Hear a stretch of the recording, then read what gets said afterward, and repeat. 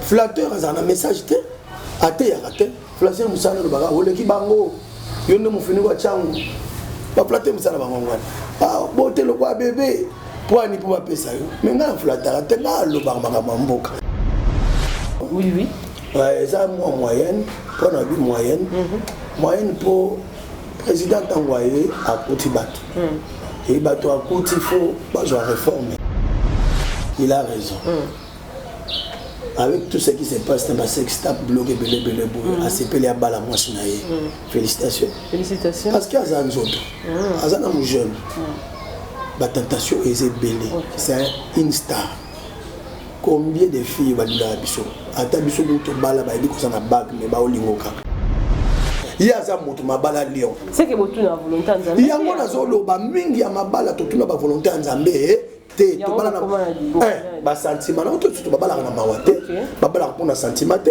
ba bala pour moi c'est ça qui to côté donc ba aspect te ba bala par conviction tout ni nzamba biso moi sina oyendo bali ça bano yo boti na libuna comme ya Denise Nyakiro donc comme ya famille présidentielle est-ce que c'est pas une flatterie ça? Non c'est une demande du président lui-même. Oh tant na sala kinzemba Congo nouveau ya Fachi Beton na kenda okuta na yete kasi na okuta ndena saki ke merci président ndengo pambole ngai moi sina ngaza na zemi ya mapasa moi sina mobali na kata libuma bi wana Denise na Fachi. Voilà ba marketeur bon batambola wana vont somba ba ko peso elengia ko somba moni podio soko zwanga o tseka na mai tango o boka na lamba salita ta ndenge ni rokende o sombi po tsi o boka lamba moni salita makasi za nini asali publicité toté mbongo côté na compagnie toté c'est ce que nous faisons pour Jésus. Christ est béni, Christ est guéri, Christ est sauve ba ba o ya ba yo kanini nzamba za na comme ça toujours côté na royaume des cieux. Beaucoup zawana na monisika sumukite basi ndeka ba kufaki siko a remarier na ye siko lisumuni asali papa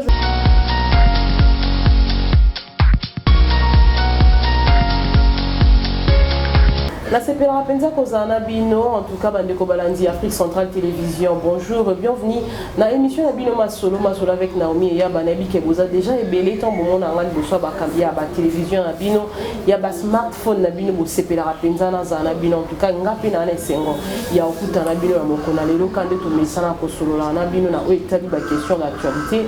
Alors, Lelo, tu as Bino Pemoto, beaucoup découvrir tout à l'heure, tu remets un peu Kobe Tama Solo, en ce qui concerne la chrétienté. Donc, au État religion, parce qu'il y a vraiment la maramobili, il a vraiment tourné tout autour. Il y a vie à Bassal, il y a un Zambé, bateau, Bassal, un Zambé Ming, en tout cas, les lots tombés à Mama Solo. On a bien avant tout, bandana, qu'on compte à la sujet, Pena présenté Bino, Nanine, les lots reçus, on a une orpée, sa Bino, surtout.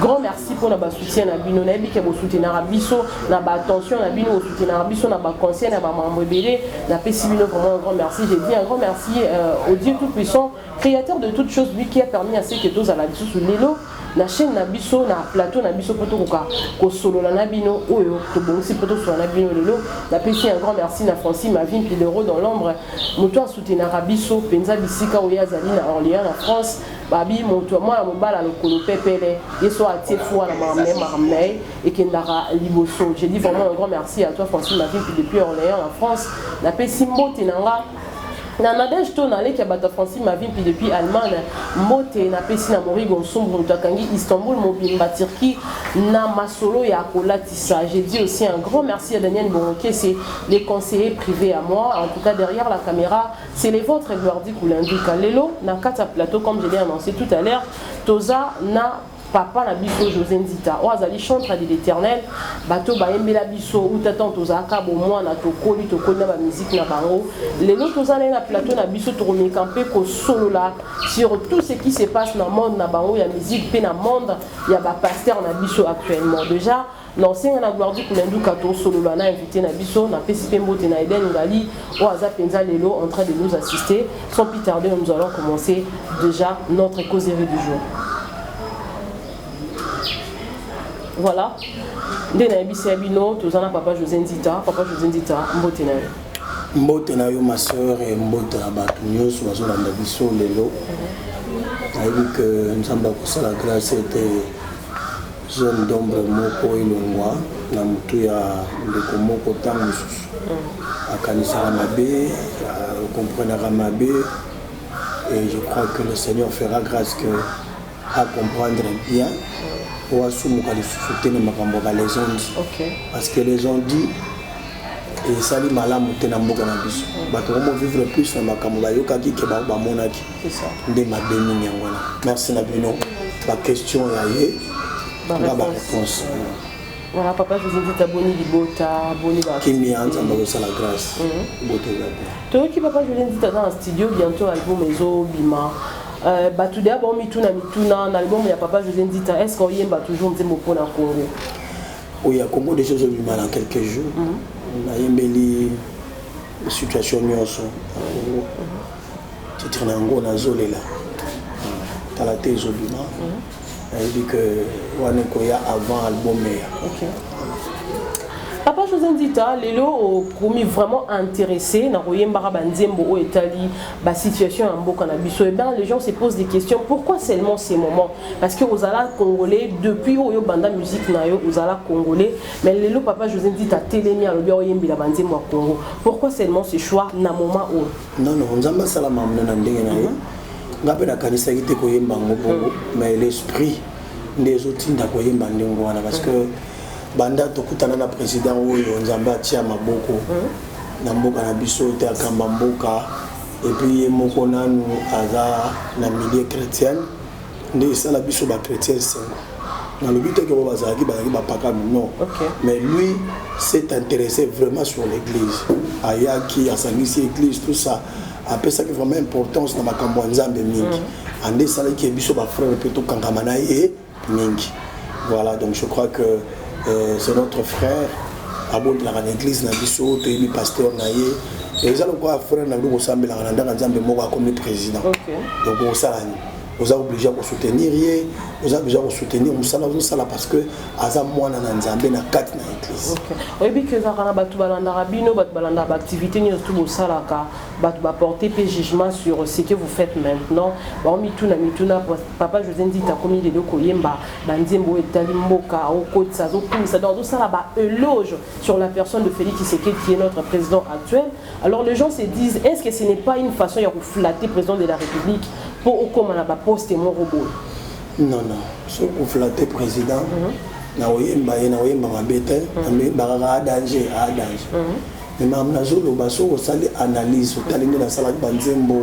surtout nzembo ya fachi peton ya Congo nouveau tala ngoko mona penda isa parcours ya histoire ya Congo so na bina yi manzembo état de siège na exhorté ba tembele ba soldats ba nini ezaka yete il aza pont o yazo permettre de zo ba idée ya ko créer banzembo pour appuyer visionnaire. Ok, voilà, papa José Ndita, c'est vraiment pas une mission politique, mais aux a un citoyen congolais, on maîtrise bien Marambele Kanamboka parce que on tout pas comme à un niveau il y a Yembela et l'eau comme on sait qu'il a vraiment eu le temps, il y a une investigation sur la chose et puis à s'inspirer dans oyembi nzembo mboka obeti masolo ya mboka lelo lobby président d'Okamba mboka o aza chrétien évolution parce que déjà là to comme en 2023 kaka quelques mois de l'autre là to sa élection s'il faut to dresser bilan kozani bilan est en moyenne net il y a président oui ouais ça moyenne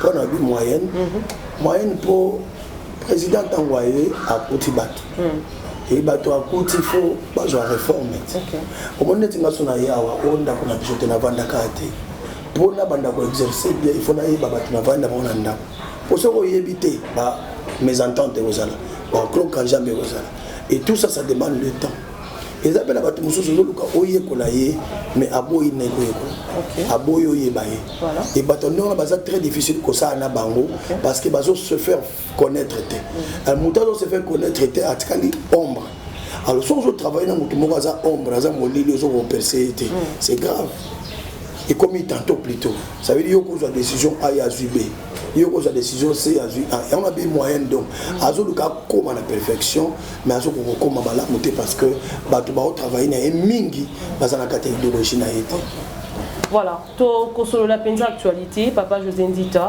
on les accuse juste un cas pour nous ça m'a aidé par rapport à ce que yo pendo commis a investi trop dans Mamboka. Non, je suis congolais.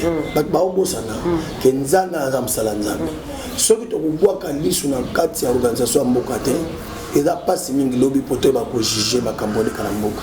Et puis pour bon de la paix pour na mboka non bien.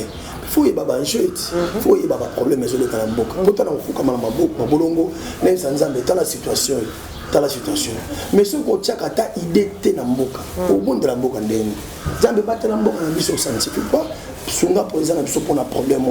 Battre la basola na biso pour un problème. Ça tu connais le problème. Tu vas exposer à Dieu le vrai problème et non au semble là en gros pas pour la mboka, ça ce n'est pas un chrétien. Nous devons connaître. Et si nous avons des reproches à faire aux dirigeants, nous allons chanter cela pour pas bongisa. Et qu'est-ce que vous comprenez? C'est notre mission parce que nous vivons notre temps. L'objet aux raté. Au Congo, qu'est-ce que tu as fait? Contribution des Alaki. Alors, papa José Ndita, aux hommes sur un sujet. Basal Nzambe apport na bino na mboko ezarani parce que selon les gens qui vous suivent, selon vos fidèles dans des églises, babi bato bobo mamboko mingi abino basal Nzambe. Non mais bakoza na raison côté mo baza pe na tort. Pour basal Nzambe nyo sauter bazana makanisi mabe. OK. Oui, na zo episode moko oyi bango, il y a serviteur et serviteur. Moi je connais les serviteurs de Dieu na mboko oyo bazwa ka mboko na motema bazali. Mais ça, on soupe pas sur un côté maté, mais ça la rango juste pour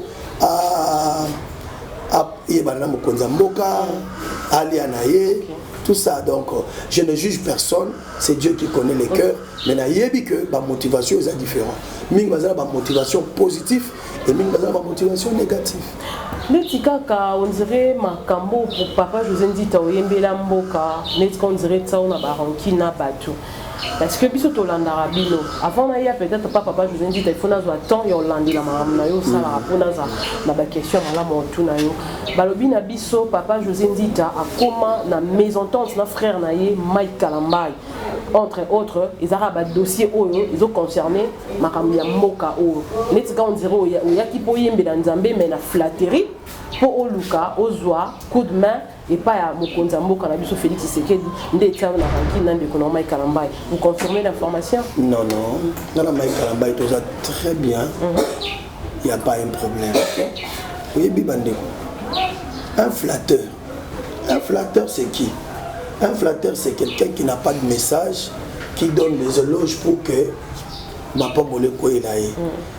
Quand on tali film à récitation à le corbeau et les renards. Azaki na ya besoin ya fromage avec na monoko corbeau non. OK. Mais ce koyo azoba bonjour monsieur du corbeau.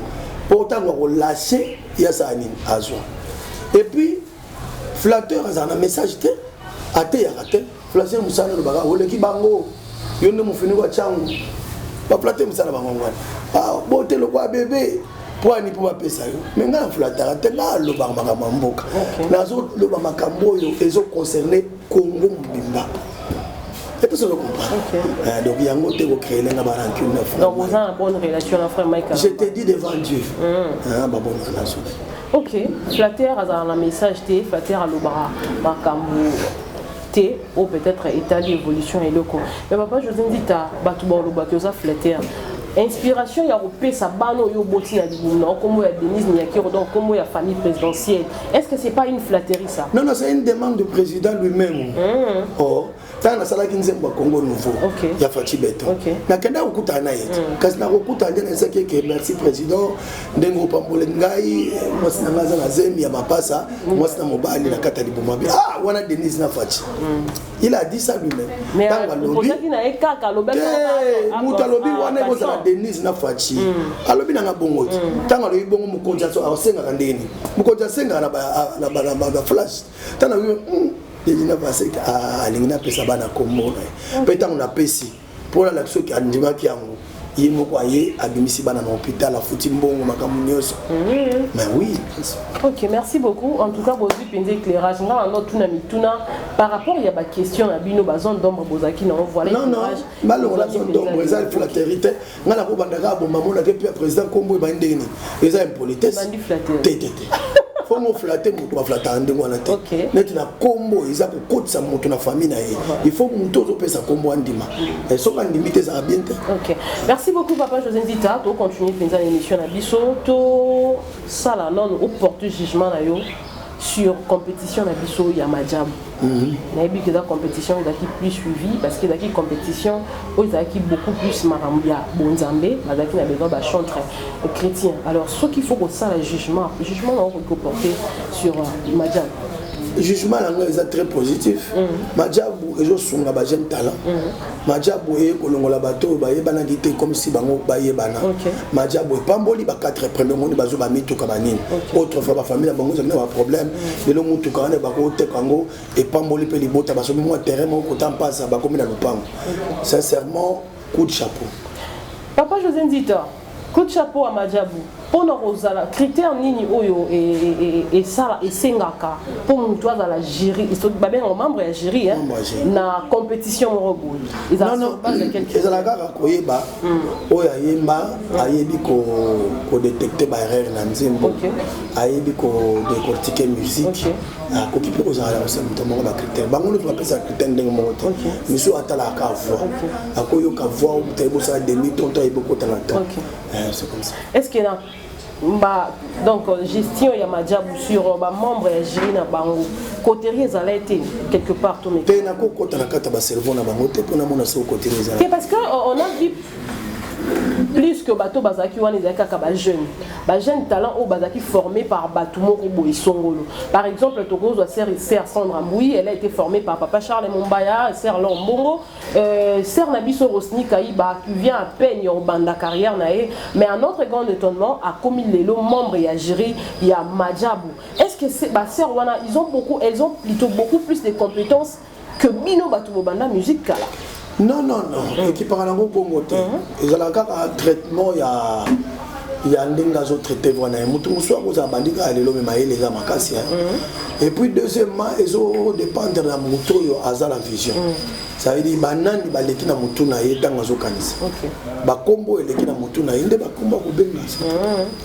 Donc et ça été une façon yo ba ki bino ba vieux aux d'autre part ignoré. Non. Ignorer ignorer c'est lui qui a fait moto ya sali c'est lui le visionnaire la carte ya visionnaire il a besoin de jeune il y a un jeune ok merci beaucoup en tout cas on a une manière de répondre ce qui pas dans la quête on est dans mon thème ça va boire nzamba otalanga quête ya msali que des athées au vent par la chambre oignon on a peine José Nzita on a bandi musique qui cala na yembi ba moseka na nkolo mais lelo ba compétition ça ma José Nzita ignoré mais ça on a dit na tête on a robenga Mike c'est mon petit na c'est ka Mike le on sali wana mais amoni que na bengi paye te na regretter te c'est que et autant dit quand on sous courant pena te courant le ka bena numéro na yo so ni na benga rappel na za ba numéro ba tususu mais to tika la to benga na su benga na ko bengi pa yambi PV boni to so OK semblant voilà la lingande ba polémique on a été tant que ba semblant il n'y a rien. Dieu est vivant. Ok, merci beaucoup. Polémique sur la toile en ce qui concerne remariage. Il y a frère Nabiso, Matou Samuel, Otoyebi. Il a été veuf 3 fois.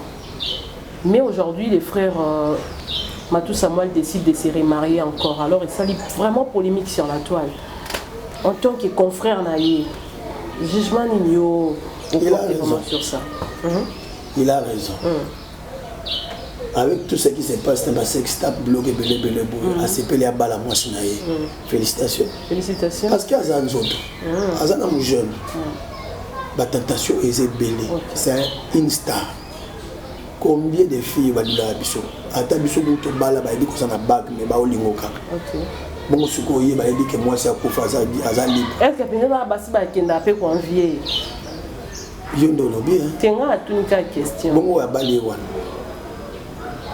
bon question réponse na yango alors Batouba ça est dans polémique surtout polémique eza sur le fait que le frère a koufeli basi 3 fois alors Tolanda qui avant maman Kapi il a koufeli 2 fois 3 fois biso message et biso eza que le frère Matou Samuel s'est remarié donc au Batoukou Balobi c'est pour la 5e fois qu'il se remarie donc a koufeli de quoi basi 4 selon les informations à notre possession ça les réseaux sociaux tout le monde a le bandenga ni pour aller ba buzz na quoi mais Batouba Oloba eza par rapport à circonstances oyo ezo komela ye avant maman Kapi akufa to monaki ba vidéo est circulé qui oh ye moko maman Kapi asala ki abeta ki lisolo concernant vie na ene bando vivre na mobile na ye il a accusé son homme de fétichisme accusé ya marabout accusé magicien que alingaki abomaye arataki mais suka mwasi wana asile kokufa d'autre part papa José Ndita toko lobate ke baliwana eza ba bloqué uta na boka frère na biso na boy polémique wana mais non on yebiso loko moko yebango que mutu moko akokufa te soko nzamba permettre mutu même bande de famille na bino bakoli ayo te soko nzamba po alors soki mutu akufi c'est que ça qui période ya kufa et puis deuxièmement le on a eu ça ko lobela mutu le côté soki oza na preuve na mutu c'est ça ko estimer le ko likola mutu za liso est-ce que yete et commis déjà péché quand tu... non attends un mois en Nzambe akoloba est-ce que pas bonenga na été parce que la Bible dit aimons-nous les uns les autres ce que yo milingaka okoninga ba lobelo est-ce que te yo pe ko ça na vie à mutu ba est-ce que comprendre quand tu fais le est-ce qu'on a vu à moto c'est que toi tu ne l'aimes pas donc il y a un autre ça va journaliste mingi beaucoup de polémique me sauter bah donc soit on dit on a erreur à même une forte information yo lobiango yo ko libère il y a kimi donc je crois que Toninga notre sœur c'est notre frère c'est notre frère on a besoin grâce à Zanango on a besoin ba Zembozo Emba on a besoin makambo lobaka ya monde qui est important donc ninga zawana na monisika sumukite basi ndeka bakufaki siko a remarié na ye siko li sumuni asali papa José Ndita admettons que vous avez marié mais au commis à Posobala ok au côté nécessairement vous avez na Posobala mais on t'informe que papa José Ndita monimo à moi suana elle va vivre 3 fois papa José Ndita aura encore ce courage de refuser la dame non mais ce que nous avons convaincre dans bala il y a des convictions. La Bible dit tout ce qui se fait sans conviction est péché. Mais tout ce qui vient avec la conviction n'est pas péché. Na tuni nzambe kola bisika kende. Kat langa motema langa na lingi na balié. Oui. Obangi wati. Oh ya liwani obanga. Moto nyonso aza appelé à kufa. Mais na tango moko te. Moto muta kufa na ndenge na ye. Na libokili tola kwa na bisti. Na muta kitali metaza. Na première azali na kasavu bazali areza mon côté pour na bato nyonso. Na obanga liwa pourquoi? Ce qui est voilà, merci beaucoup en tout cas. Oso répondre à Penza bien. Ça aide aussi Bateau Bolanda Bisoba pour comprendre de quoi il s'agit vraiment dans cette émission.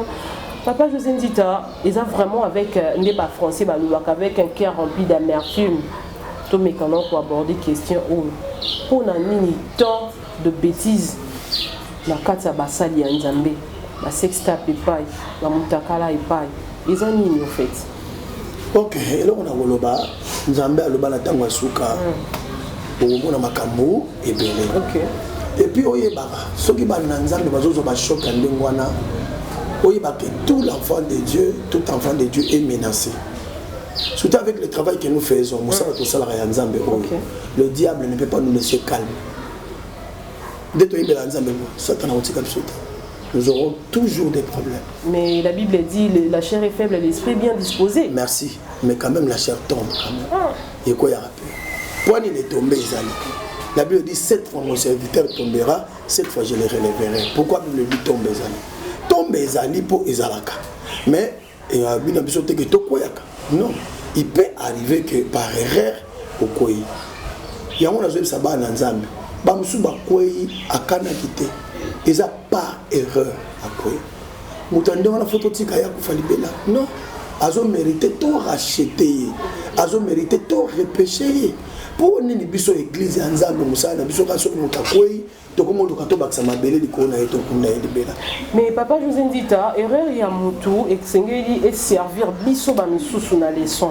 Alors je ne pense pas que son amona qui erreur monde de konanga de na sala qui o cause qui peut-être préjudice na vie na ye ngana ndukana sala. Ça peut arriver. Il y a eu ko yelo na ndele ya yela qui était. Na point moko boyondi makite ke lo ko kutana ya ye.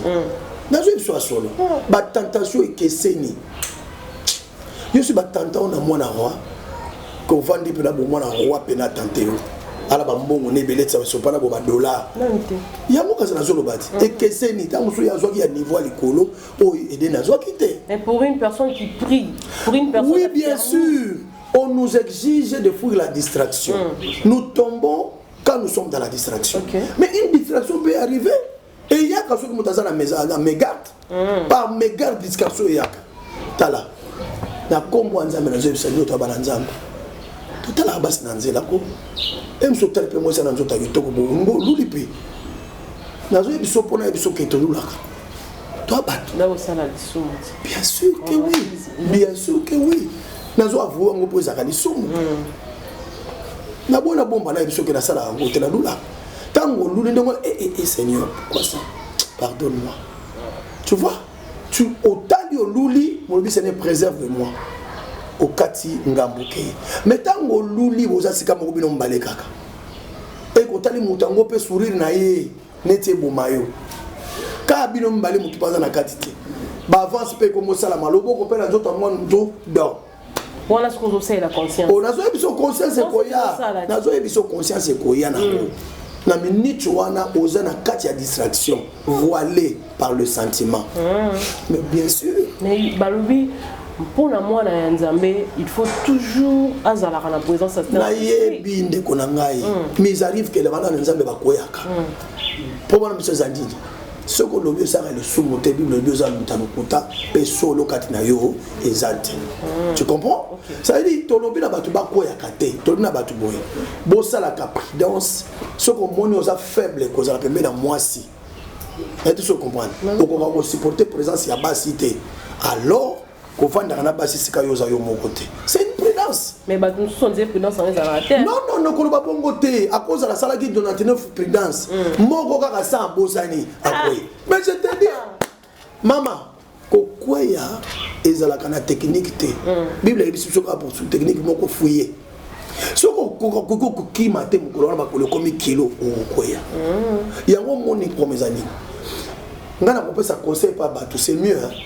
Tambola kana bato ebele tona bureau na yo pasteur zalaka na bana mibali ko na ko zala ba secrétaire ba cité soko mone ko ka ba cité alo yambaka basi pembeni na mibali pembeni pour permettre yo ko ya rater déjà ce comme comment mailler les techniques comment ko mema ni faiblesse nanga oyo na faible trop koto pour na longa faiblesse faut na ndokende boy et ça mailler les nyama ça mais kolobate que faiblesse ko banga yo ande so ko mo nzambe na ko banga te o e ko banga ngandela ko mo nzambe te plus ndo ko mo nzambe be ko bone ko ye belé siko yo faut soit technique ndeni ya okima e ko et parmi ba technique ko tambola na camion na basi ya ngani te ko kota na bureau yo moko te na basi ya ngani donc so ko mo ko kaza ka faible ko sala ngote zo ba mesure moko ko sécurité o e ko préserver yo même mo ko le ko zala ko bosani que nous autres écoutons la faiblesse, pas mal, au sexe tapé au monde. Oui, je te dis. Les lobes, tu as besoin de la vie sur Nzambe. Est-ce que vous avez inspiré dans Saint-Esprit? Je dis oui. Je dis oui parce que moi je suis inspiré par le Saint-Esprit. Je ne fais pas l'avocat de tous les musiciens chrétiens, mais je dis oui parce que sans le Saint-Esprit, tu peux s'arrêter. Quelqu'un ne peut pas parler de Jésus s'il ne maîtrise pas Jésus. Tu ne peux pas être ambassadeur du Congo si tu ne maîtrises pas la superficie du Congo et l'histoire congolaise du Congo.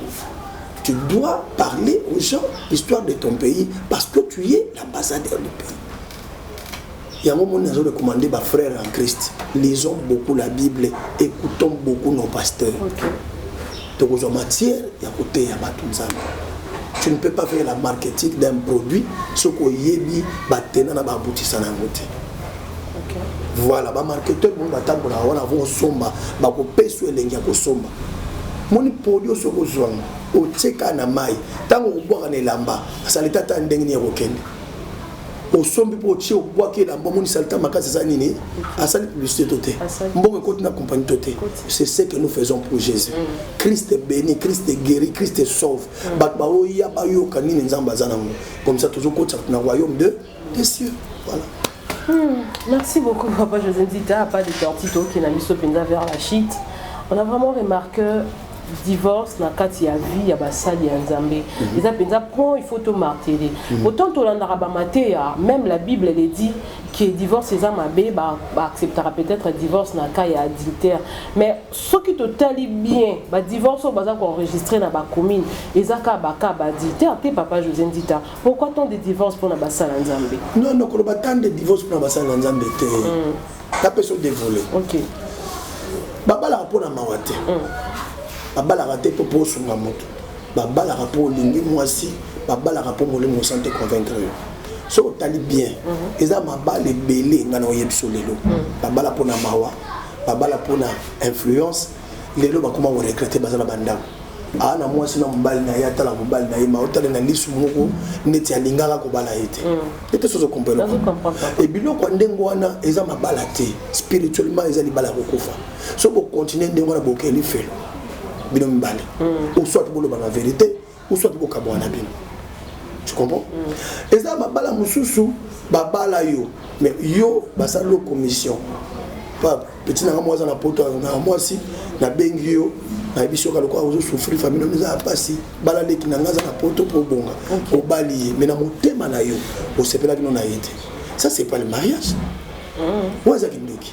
Pour aucun na motema na kata ndoko libala oyo olinga no mobali ya ngote. C'est la sorcellerie. Facilement ko bomaye, on peut on ndongo za ana autricher.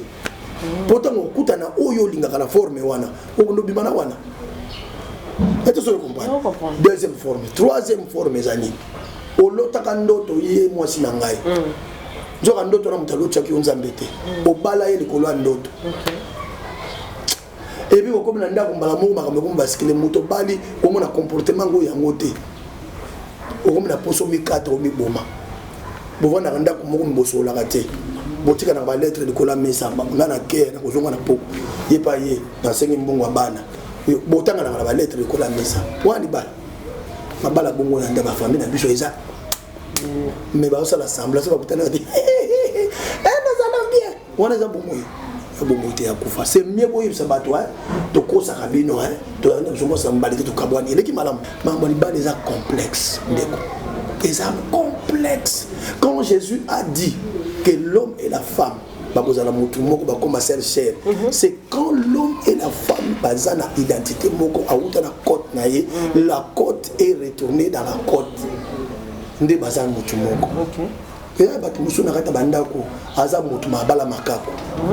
Oui. Comportement moi c'est makako ye mutu bakobala la biloko ndenge ye aza mutu mabala lion c'est que botu na volonté nzambe yango na zolo ba mingi ya mabala to tuna ba volonté nzambe te to bala na ba sentiment na to babala na mawate babala pour na sentiment te babala pour moi c'est ça qui to côté donc ba aspect te babala par conviction tout nzamba e biso moi sina oyo no bali c'est comme babala ya bongo na Congo na biso même à travers le monde nzamba eza edene ndezo ke no suka ka bongo parce que ceux qui bino batu botanga la Bible boliaka na Bible bolamuka na Bible bolala na Bible oh Bible zo préciser nyo parce que tout ce que bino boté arabiso ils a fondé te ils a penza ba biloko oyo Bible ndezo loba alors ceux qui bino boko koya bongo boni siko bato ba rolanda arabi non ko bato bino ba koya bongo mutu nyo solo ko la mutu a mutu le pasteur c'est une attribution que Dieu donne à quelqu'un. Okay. Tu n'es pas Dieu, mais tu es un homme de Dieu. Ouais. Tu es rempli de l'esprit de Dieu. Mais quand un pasteur, quel que soit ton nom, tu entres dans la distraction, tu n'es plus pasteur. Est-ce que tu as pris un pasteur dans la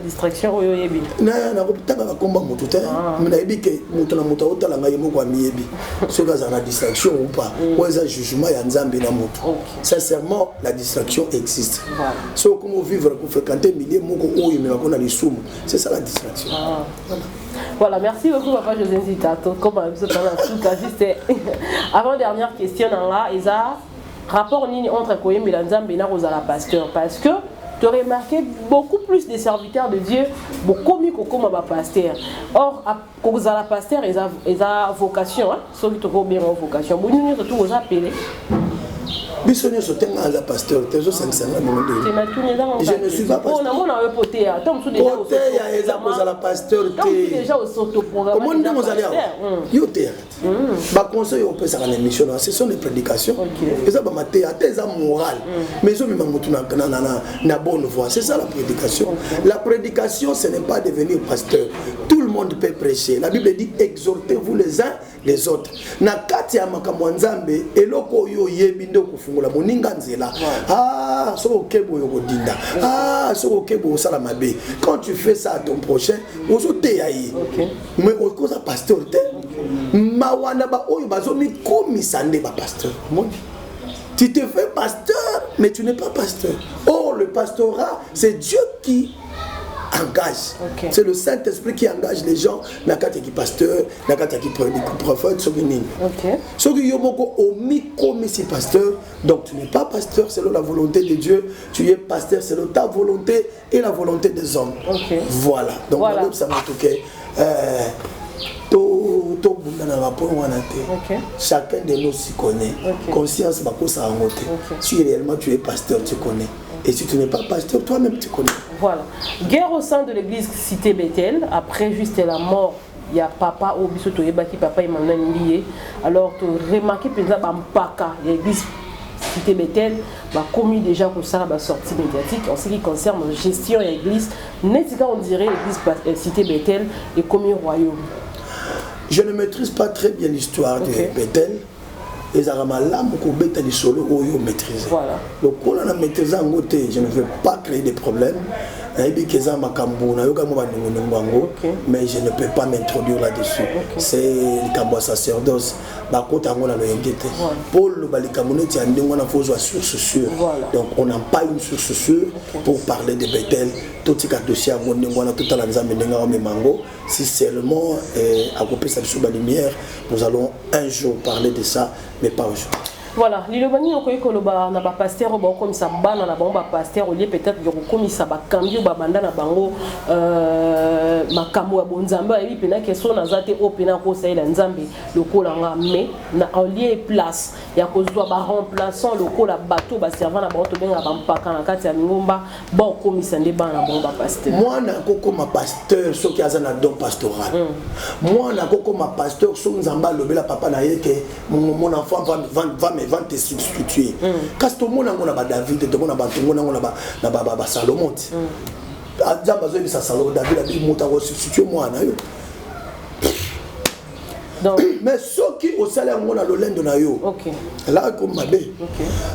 Mais si le Seigneur te dit que place-moi ton fils Nassima nayo, mais c'est pas un péché. C'est mieux que nous retournons à Moutaché, moi, à Naye, au Yokanini. Voilà, papa José Ndita, il a juste une question de curiosité. Tous on a ma question, on a tout qui existe Cité Bethel.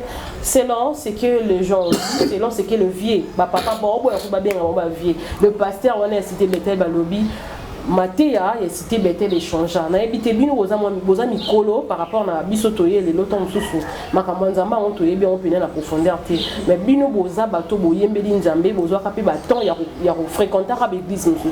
Kolanda Matéa et Cité Bethel ya kalana ya lelo, est-ce qu'il y a une différence? Ndenge David akambara royaume, ndenge Salomon akambara royaume. Chacun vit son époque. C'est différent. Voilà, merci beaucoup en tout cas. C'était vraiment une très belle émission que moi-même personnellement j'ai aimé. Tous qui peuvent essayer de reposer télé, en gros, tous qui n'a pas un biseau, José dit à la chantre de l'éternel, les Nika a annoncé tout à l'heure. Ceux qui aiment l'émission, on dit commentaire, puis on partager. Papa José, tu comme Yasuka. Dans ce pays, il y a des questions, surtout la vitesse, la rapidité, et puis le raisonnement. Tu raisonnes très bien. Merci beaucoup. Et tu m'as posé de très belles questions. Merci beaucoup pour la voilà. Et merci pour l'émission. J'ai aimé. Voilà, Maloba Souka, pe mbote maloba suka ezali mbote na mwasi na ngai maman Rachel Nzita mbote na bana na ngai nyonso Vanessa Sublime Gradi Anini Akero na Ansel Chilombo mbote na bino mbote na ba Misia Mélodie du ciel ainsi que bato nyonso bana pembe na biro nanga mbote na Deborah Mbombo la fille montante oazo matana mo pepe sika mbote Deborah Mbombo kokoma okomata je crois Josephat Mbombo. Ah, Josephat Mbombo. Okay. Josephat Mbombo. C'est Josephat Mbombo, donc Mata, grow up. Débat en anglais. Grow up. Josephat Mbombo. Émission combien on peut la souka, mais question moi il papa je viens dire est-ce que Bimisa peut bana ou bah c'est belle on a la Bimisa. Autre. So que mon ministère mon frère moi ben agissé ndong moi na ngai. So que na Brazzaville frère moi ben ka Abed moi na ngai. Na Angola na zana David. Na Lubumbashi na parlons pas na Kinshasa baza ebele o bayemba style na ngai. Voilà. Maloba suka pour pambola ba. Kolo pambola bino. Soko lingo pambola mboko oyo. Ko talaka ba président ba kama mboka te. Talaka mabele kolo apesa biso. Lobaka malamu na mabele parce que ba président ba koleka mais mabele ekutika. Soki po lingio sa malamu na mboka. Ko bomba malamu wana te po linga ka président wana te mais sala yango po marketa na yo époque na yo. Troisièmement kono baka su mabeli kolo mboka te ozo benga bilaki mabe sakaka malamu pour pambola. Merci beaucoup. C'est moi qui te remercie. Voilà, la fin complète de notre émission Masolo sur Afrique Centrale Télévision. Nous avons représenté les Bino. On a fait un grand merci pour la Bino pour l'attention soutenue. En tout cas, vous continuez à soutenir. Tantôt, il y a un plateau de Bisso, évangélisation de Jean Yangoana. Alors, on a fait un grand merci à Francine Mavim qui y a soutenu Bisso de loin ou de près. Et je dis encore un grand merci à Gloire Koulenduka qui était derrière la caméra, Eden Ngali, Daniel Boron, qui est combattant. Eden Ngali. En tout cas, Kevin Mohamed, mon confrère de tous les temps, de tous les jours, Mbote Noyangwana, président Richi, l'homme serviable en tout cas, Mbote Nabino Yangwana pour Nanga Lelo. Nalobi Nabino, au revoir, donc on tire les rideaux pour tous se séparer. Merci beaucoup. Allez, tirez les rideaux.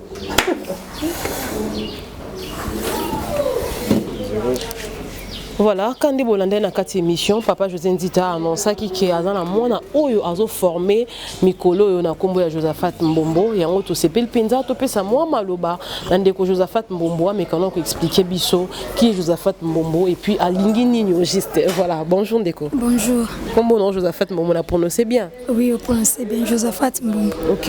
Les lots monio attachés à Papa José Nzita, est-ce que Ezali vraiment pour on a lobby que on a besoin au bima? Dans le label, il y a Papa José Nzita tous les années.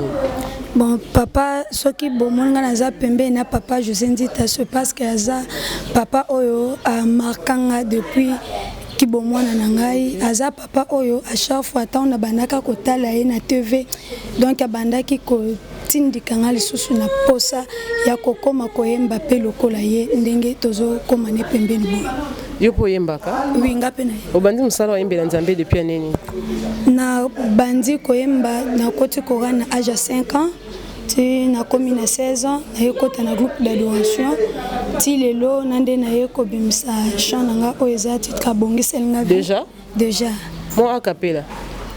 Nani ya bongiseli ngavi Yesu yo abongiseli ngavi Yesu yo nani ya salinga bola mwa boyeko Yesu yo abongiseli ngavi Yesu yo. Voilà, merci beaucoup. On a vraiment senti que vous êtes vraiment maestra. Voilà, merci beaucoup. Moi, un mot na bateau Bolanda. Merci beaucoup. Nazo lingana bisabato bazo landanga que donc Zambe azaka ndenga saila ka bato soki lelo naza pembeni ya Papa José c'est parce que Zamba saila ka bato à travers mutu Nzambe akitaka asaleli mutu donc bato nyoso bazo landanga bo souteninga naza ser na bino Josephat Mbombo ndenge na se présentaki liboso bongo. Voilà, merci beaucoup. Merci.